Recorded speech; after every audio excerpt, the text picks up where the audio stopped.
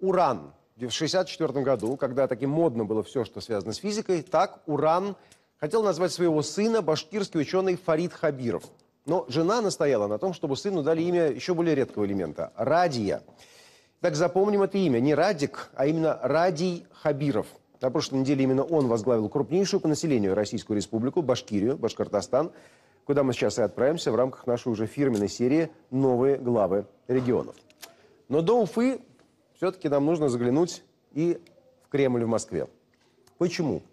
Ну, сразу по двум причинам. Во-первых, назначение в Уфу Радий Хабиров получил, естественно, указом президента Путина. Но, во-вторых, с 2008 по 2016 год имя Хабирова было связано именно с кремлевской администрацией. В его не очень публичном, но крайне влиятельном управлении по внутренней политике он курировал взаимодействие с парламентом, федеральным и партиями.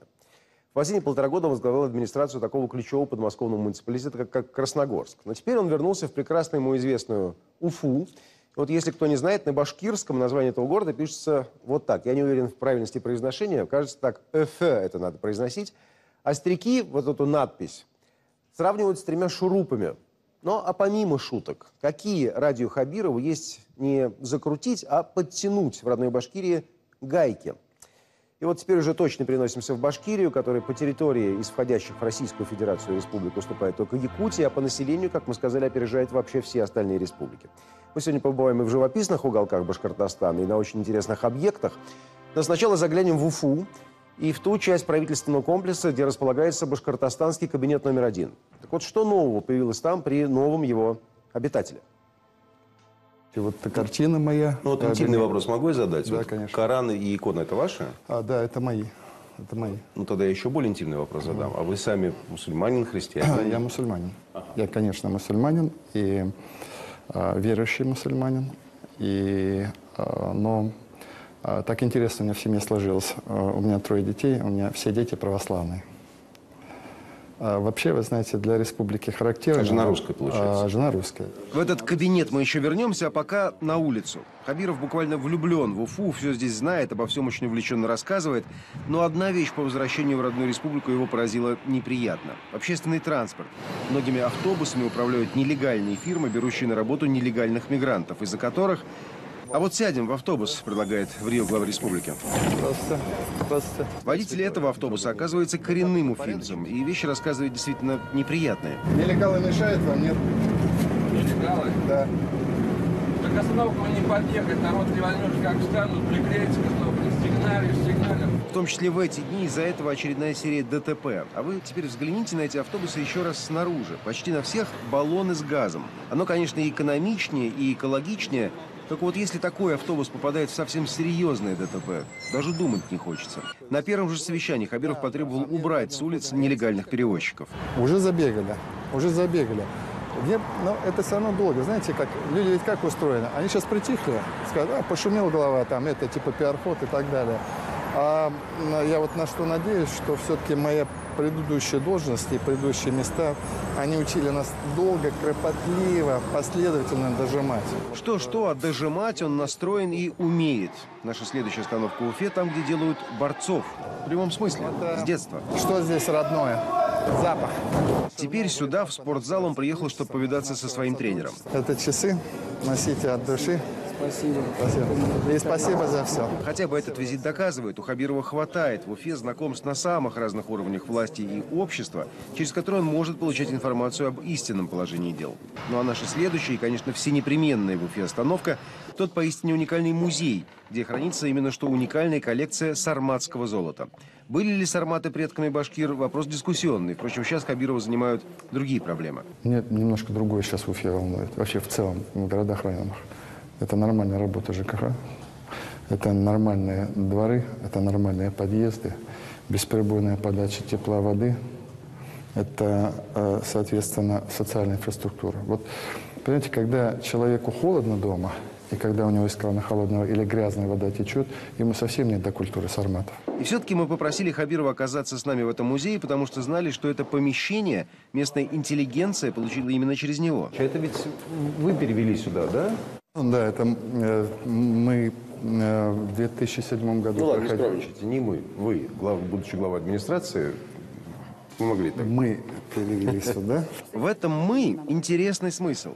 Итак, еще один этап политической биографии Хабирова. Когда в начале века он возглавлял администрацию первого президента Башкортостана Муртазы Рахимова, но потом между ними случился серьезный конфликт, что и привело к отъезду Хабирова в Москву. Однако теперь, вернувшись в республику, одним из первых, с кем связался Хабиров, был Рахимов. Действительно, была эта ситуация, скажем так, в 2008 году. Я считаю, что мы друг друга тогда не поняли. Ну и, как всегда бывает, что люди порой принимают эмоциональные решения под давлением каких-то субъективных факторов, как правило, это бывает, и привело к тому, что привело.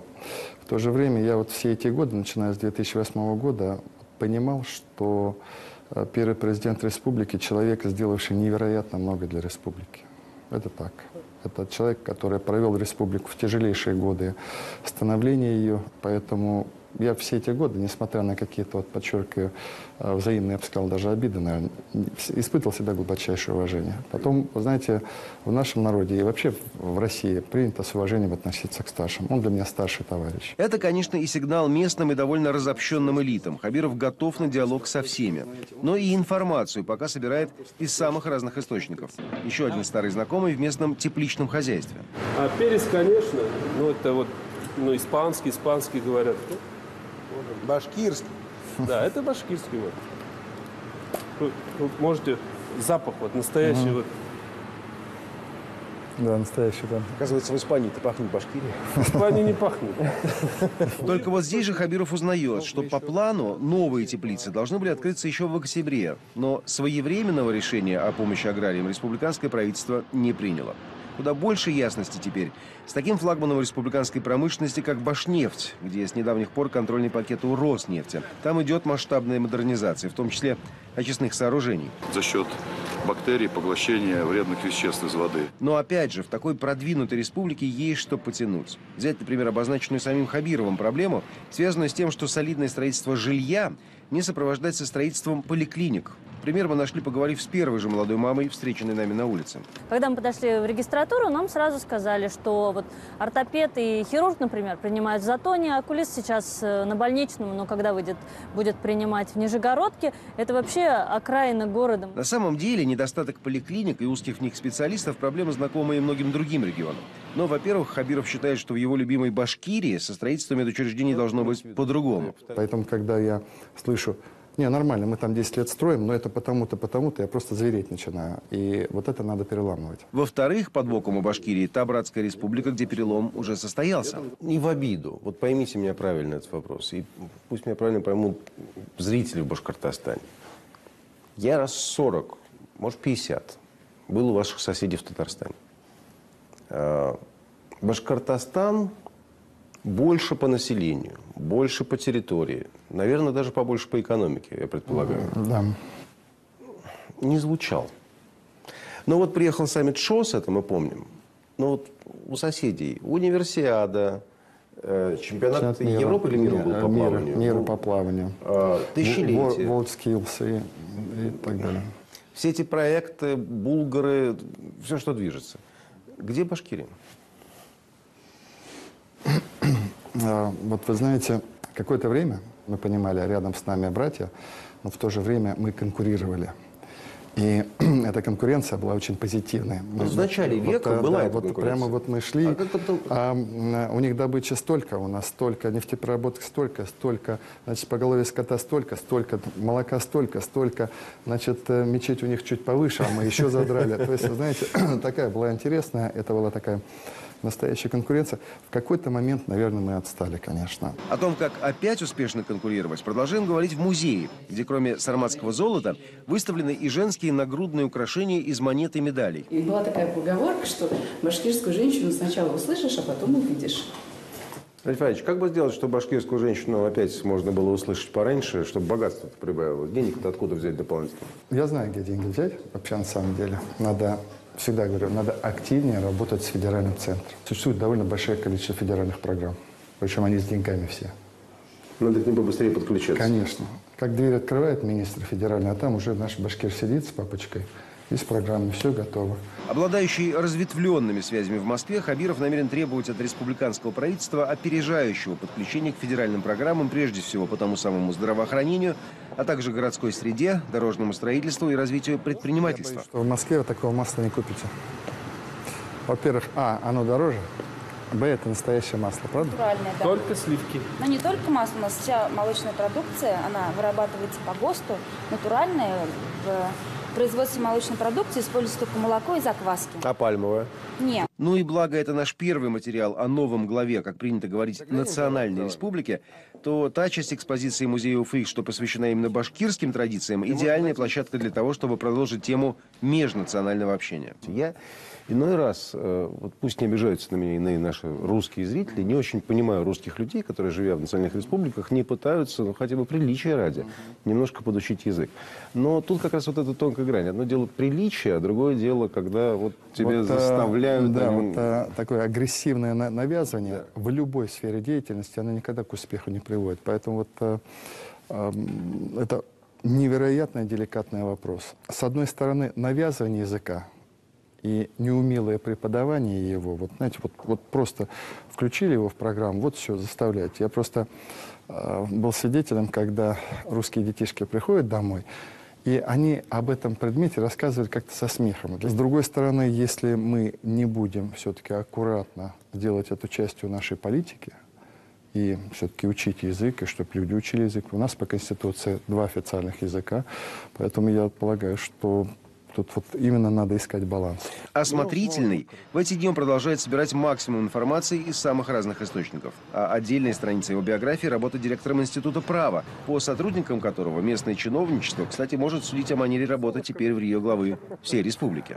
Ну, здесь все свои, я так понимаю. Это, Илона Анатольевна, это моя студентка вообще. Да? Да, я сдавала Ради Харитовича международное право. Строгий? Вот нет, он справедливый, четкий. Сколько дал, столько Но и попросил. попробуй что-нибудь не знать Попробуй при этом, чего-нибудь не знать. А попробуй, так это же стыдобища-то какая. Естественно, еще нужно выиграть выборы. Но Хабиров в своих силах явно уверен. У нас камеры работают?